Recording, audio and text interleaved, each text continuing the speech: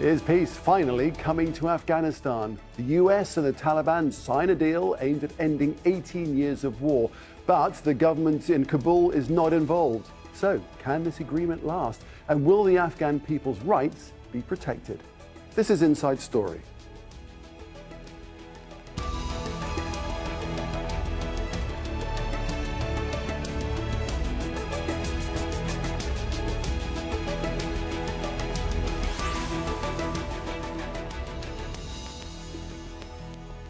Hello there and welcome to the programme. I'm Nick Clark. It is being called the first step towards lasting peace in Afghanistan. The United States and the Afghan Taliban have signed a preliminary deal towards ending nearly 2 decades of war. It's a result of 18 months of talks here in Doha in Qatar. The first stage involves the exchange of 6,000 prisoners and what's called a meaningful reduction of violence over the next 135 days. The US and NATO will withdraw all troops within 14 months if the Taliban upholds its commitments. It's hoped all this will lead to direct talks between the Taliban and the Afghan government in Kabul, which the Taliban has refused to recognize.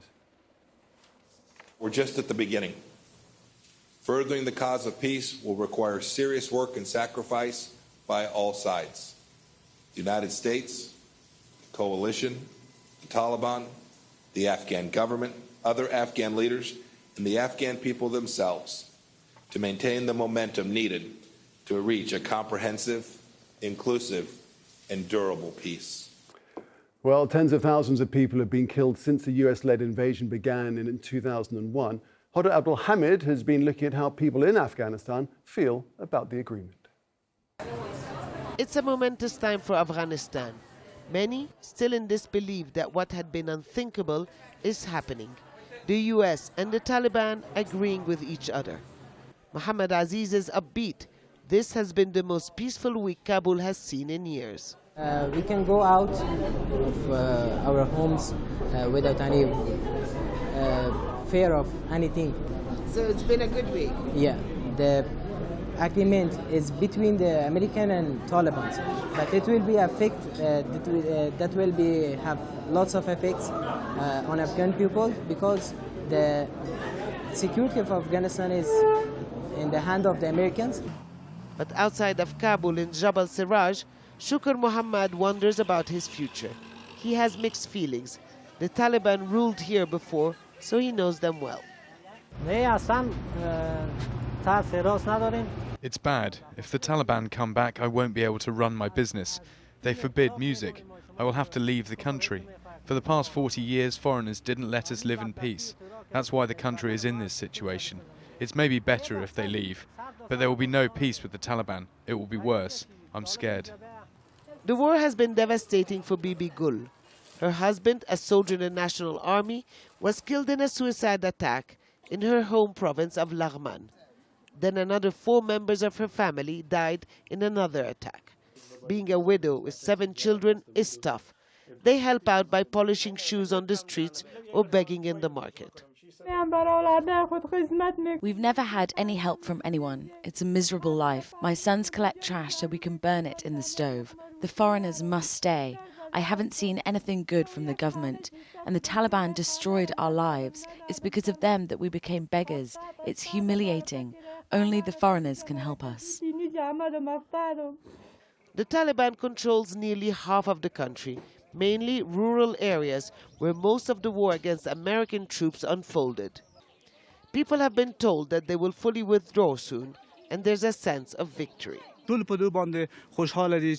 People are happy. We also want peace and security. Taliban are committed to their promise. The fighters obey whatever orders they get. This is a big success for us.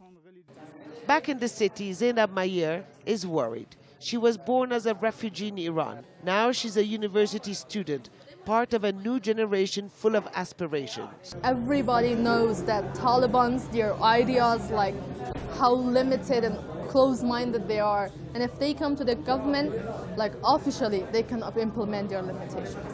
Officially, they can implement, and the people that will be hurt is the women. Because Taliban are never good with women. I don't know.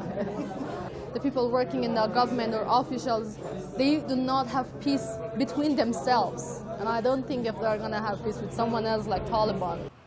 If all goes well, the US will pull out its troops. The Taliban and Afghan leaders might find a compromise, but many Afghans remain cautious about the future. They've seen many false dawns before. Huda Abdelhamid, Al Jazeera, Kabul. Well, ahead of the signing, the Taliban assured Al Jazeera that women's rights will be preserved on one condition. Women want to have their right to education and their right to work. We both accept and give them as per the Islamic rules, but only that they observe the hijab, only that. All right, let's bring in our guests now. From Kabul, we're joined by Habib Wardak, who's a national security analyst and lecturer at Kardan University. Also standing by for us in Kabul in Afghanistan, we have Fawzia Kufi, who's a former member of the Afghanistan Parliament and chairperson of Afghanistan's Women, Civil Society and Human Rights Commission. And from Washington, D.C., we're joined by Bharath Gopalswamy, who's a distinguished senior fellow with the Observer Research Foundation. Welcome to you all. Fawzia Kufi, I'd like to start with you, if I may. You have lived through the time of the Taliban when they took over Afghanistan in the 1990s and when they banished women from public life. You faced them as a politician in negotiations. How hopeful are you at this moment that we're heading towards peace and a peace that's acceptable to all? Well, we in Afghanistan are cautiously optimistic and hopeful.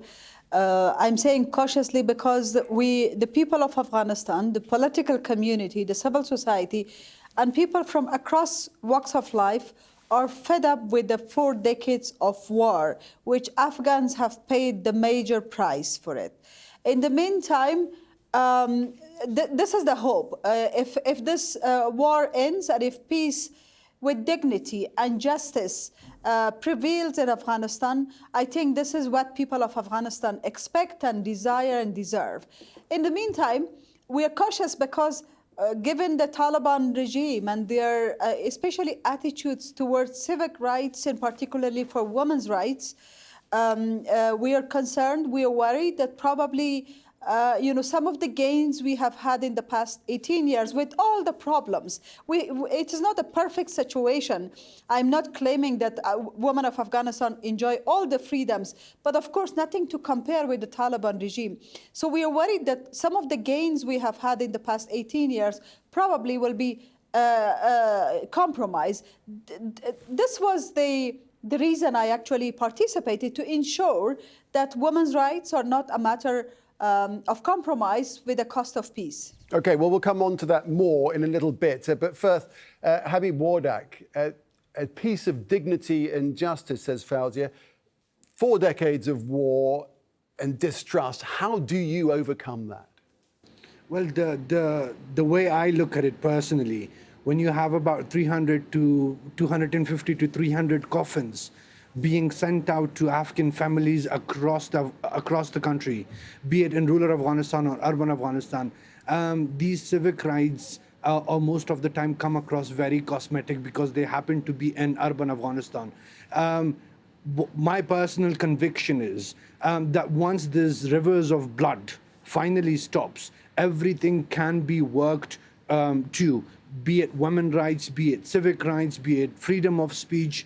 But first and the foremost important thing is that this river of blood needs to stop. It happened after 18 years, should have happened way earlier, but it's still better than nothing. Today, all of the Afghans across the country, be it rural Afghanistan or urban Afghanistan, are very optimistic about it. Nobody is denying it, that the crucial, complex intra-Afghan dialogue stage is yet to come, and we are yet to overcome that to ensure a sustainable, long-term ceasefire and then subsequently peace in Afghanistan. But we are all very optimistic about it. Right, that's the thing, isn't it, Bharath? Because the potential for this to falter is significant, not least because the Afghan government itself is at odds with itself.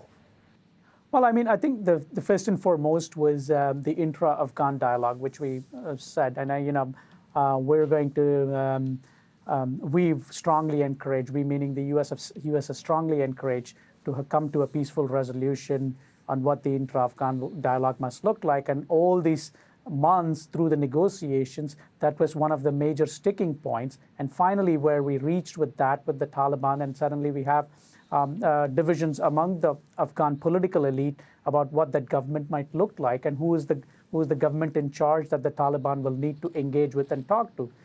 Ironically, all we see now is that the Taliban is a consistent partner and not the Afghan government in that sense. So the constant pressure from the Afghan people, the Afghan society, the civil society, the international pressure, the regional pressure must be kept with these Afghan political actors so that they come on the same page to have a discussion, so that I'm sure they're tired too, but they must overcome their differences out here. And as my previous colleague put it, for the bloodshed to stop, that is imperative, and that is the pressure that we must all build on the Afghan political elite. Fawzia, when you hear the Taliban say, and we heard it earlier on this program, when you hear the Taliban say that there will be education, there will be jobs for women, but under Islamic rules and with the hijab, what does that indicate to you about what's coming? Well, firstly, let me clarify that the call for inclusivity, the call for freedom, the call for liberty in Afghanistan is not limited to urban cities. It's across Afghanistan. I travel across Afghanistan. I have been to the villages. I am a village woman. Everywhere you go, probably the demand is different, but every human being, and particularly women, no matter where they live, they now want to have a life where their daughters could go to school, they could benefit the freedom that people in other parts of the world enjoy that. But this term of within Islamic values is a very broad term. Mm-hmm. We are an Islamic country, and women of Afghanistan never demanded so far anything beyond Islamic values. But there is a different interpretation of Islamic values as we have experienced that. During Taliban, there was a different interpretation of Islamic values. In the parliament, in the daily basis, I faced some of these male members of parliament who try to have their own interpretation of Islam within the Islamic or call it Islamic value. So therefore, I think we have to really clarify that. And that's why the intra-Afghan dialogue or the intra-Afghan talks are crucial, because you really have to clarify a lot of issues that people of Afghanistan are worried about. We have to really agree upon the way forward of what will a peace government look like. We have to really clarify, what does it mean to say Islamic education of women or Islamic working condition for women. We have to agree upon all of those details, because we don't want history to repeat itself. We remember when during 90s, the international community had discussions with Mujahideen. There was no woman involved. There was no civil society. There was no people from Afghanistan. As a result, civil war occurred in Afghanistan, and we paid that the Afghan people paid the major price. You have been in Kabul. But this is something we want to avoid. After the fall of Taliban regime, there was talks about peace and justice. And then many people said, well, let's prioritize peace, as justice might become so politicized. At the end of the day, now we don't have peace and there is no justice. I think this has to go parallel. Yes, we are working for peace because we strive for peace, because that is what people of Afghanistan deserve. And in fact, when I personally attend some of these dialogues, my own daughters ask me this question: why do you attend when they are killing our people? And my answer is exactly for the same reason, that I want to attend these talks to stop this bloodshed and killing of Afghan people. But there should be a cost. We cannot compromise all the gains for the sake of peace. Okay, Habib Wardak, we're talking about power sharing here. Can power be shared? What kind of power sharing deal would the Taliban accept, and indeed the Afghan government, and what shape would it take? So that's very much forward thinking. My sort of question will be, how do we get to find a consensus and then come across each other at the intra-Afghan negotiations. Whenever I have been talking to members of the Taliban delegation in Doha, or the Afghan government in Kabul, or the civil society, what I have told them that the future structure of Afghanistan does not really matter for as long as it's based on consensus. When the Afghans come together, they form a consensus. Now, it could be called an Islamic Emirate of Afghanistan, it could be called a Republic of Afghanistan, but for as long as it's based on consensus, where all Afghans, that we're talking about different tribes, we're talking about the inclusion of women, we're talking about civil society, we're talking about the religions, the sects that we have in terms of Sunnis and the Shias, for as long as all of them come together, agree on a framework. Right, but let me just interrupt. Forgive me for interrupting. It's very easy to say that, isn't it? Because consensus, as we all know, means agreement. And for example, when the Taliban leader Baradar says he wants an Islamic regime for Afghanistan, what does he mean by that, Habib? And is it something that would be acceptable to the rest of Afghanistan? Interestingly, Mullah Baradar said the same thing in the joint declaration that came out today, which was signed by Ambassador Khalilzad and Mullah Baradar himself, that also indicated at something called the post-settlement Islamic government of Afghanistan. I think what the Taliban wants is that they want a thorough review to the Afghan constitution. And based on that, forming a government. They have their reservations, and amendments to the constitution will only happen once you have the Taliban, the Afghan government, the political elites come together. Not necessarily in a form of emirate, but they have their reservations about the constitution. It's still early to sort of bluff about it as of what is it exactly that they want. They have not yet themselves gone into details as of what exactly they want. We still have about 2 weeks for the intra-Afghan dialogue. There are still about a few little things to be done, which includes the release of about 5,000 prisoners of Taliban by the Afghan government, and about 1,000 prisoners of the Afghan side with the Taliban. So include this gets you a tally of about 6,000 prisoners in total that needs to be released before March 10th, March 9th, so that we can get into the intra-Afghan dialogue. Okay, I'm going to jump in because I need to take it on. I'm sorry, Habib, because we've got a lot to cover. I just need to bring in Barath. Barath, if the Taliban are part of the government, is your sense that they would try and impose their strict agenda again? Well, I mean, if they're part of the government, why will they want to be part of a government if their part of the agenda is not covered? Mm-hmm. The reason we are in this place in the first situation is because they want to be part of the government. They are a fabric of the Afghan society, and they want to be part of. They want to impose their agenda. They want to have let's put it in business terms. They want to be an operational partner. They believe that they want a seat at the table. They want to impose how this. They have ideas about their own ideas about how the country is to be run. Yes, they're willing to. They're willing to accept a compromise. They're willing to work out a deal. That's why we're in the first place. I think that's where it is. And I think going back to some of what my colleagues have been saying, I think the first and foremost, my immediate tactical problem that I see is where do the Ghani faction and the Abdullah faction lie? I think that they have to come on the same page before we start about an all-Afghan dialogue. I think that's you're going to see those problems surfacing, and getting all these actors on the same page is what you're going to see as in terms of in the next 2 weeks. My first colleague remarked that we're cautiously optimistic, and she's right to be cautiously optimistic because these political elites, do they put their political interests first, they put their power interests first, or they put the Afghan interests first is the first question that I would ask.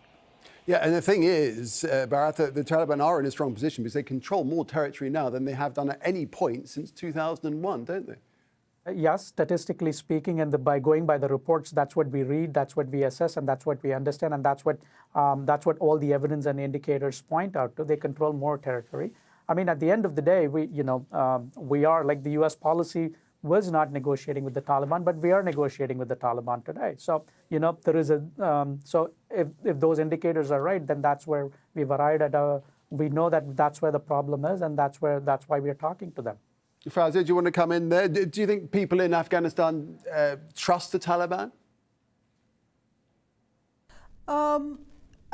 There is a huge trust deficit, it's true. And the trust deficit comes from the experience that people had during Taliban. And then also, it continues to happen up to now. Probably the ones that are in Doha, the political negotiation team, their perspective on some of the issues that people of Afghanistan are worried about are different. My concern is how do we reintegrate those who are actually fighting on the ground? A lot of them are uneducated. I have been part of reintegration of ex-child soldiers in the past, and I know that this will be a major operation to safely reintegrate those who actually only have seen a gun as a means of survival. So there is a huge task ahead of us.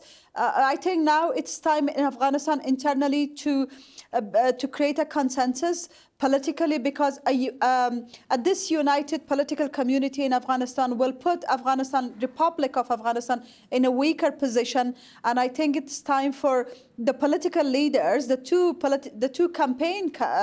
election campaign camps to come together, to put a strong negotiation team forward, and then to look ahead, because we have suffered, and it's time for us to get together. And do you think this could be the moment that Ghani and Abdullah do unite and pull together because of this? It is not easy. It is a very divided society. We know that peace unites and election divides. We are in the midst of both. We just had an election. It is disputed. We had a national unity government, which was not really successful. So we really have to look at all aspects. And my call to the political leaders, and we have been trying, a group of women actually have been trying to also meet with these political leaders inside Afghanistan to see how we can bring unity, because it's not just peace with Taliban. We really have to have peace among ourselves and unity and look ahead, because this country has paid a lot for war. And this is because of wrong politics of our leaders. The country deserves a better politician, better politics. Barath, I'm going to end with you. Why do you think the Taliban have been amenable to get as far as we have today, when all efforts have failed in the past? What's sweetened the deal for them this time round? Well, I mean, I think the Taliban, one of the reasons is where my colleague also left. I'll begin from there. One of the domestic political consensus, the corruption in the government, the endemic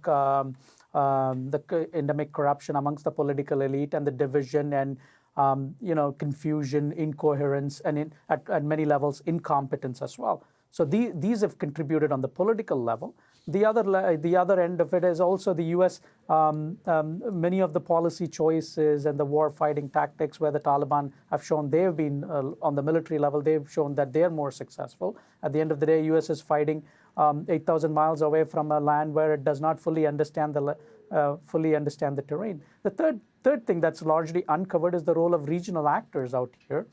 If you notice, Secretary Pompeo speaking, he attributed a lot of he gave credit to the Pakistanis. They've had their share of role in Pakistan has had a part to play. Russia has had a part to play. Iran has had a part to play. And the U.S. interests vis-a-vis these countries, they are into U.S.